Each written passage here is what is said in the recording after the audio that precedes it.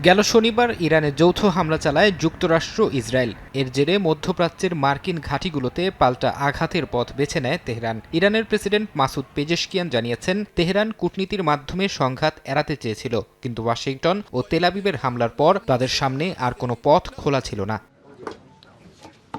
মার্কিন president Donald ট্রাম্পের নির্দেশে শুরু হওয়া অপারেশন এপিক ফিউরি নিয়ে বিশ্বজুড়ে তোলপাড় চলছে। বুধবার হোয়াইট হাউসের প্রেস ব্রিফিংয়েও ইরানের হামলা ও মধ্যপ্রাচ্য ইস্যুতে আলোচনা হয়। প্রেস সচিব ক্যারোলাইন লেভিট দাবি করেছেন, ইরান হামলা করতে পারে, ট্রাম্পের এমন অনুভূতির ভিত্তিতেই দেশটিতে আগাম হামলা চালানো হয়েছে।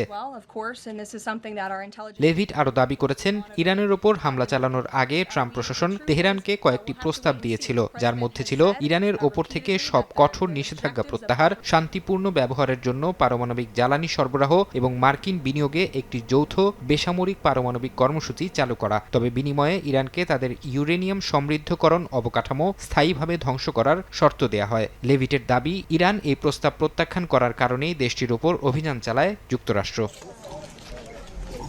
লেভিট আরও জানান, ইসরায়েলি প্রধানমন্ত্রী বিনিয়ামিন নেতানিয়াহুর দেয়া তথ্যের ভিত্তিতেই খামেনির অবস্থান শনাক্ত করে হামলার সময় নির্ধারণ করা হয়েছিল। সর্বোচ্চ নেতার মৃত্যুর পর ইরানের নেতৃত্বের শূন্যতা ও উত্তরাধিকারী নিয়ে মার্কিন গোয়েন্দা সংস্থাগুলো কড়া নজর রাখছে বলেও জানান তিনি।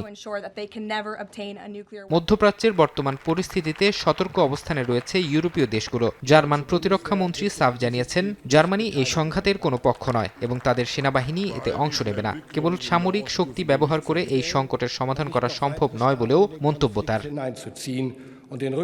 ফারহাদ চৌধুরী, সময় সংবাদ।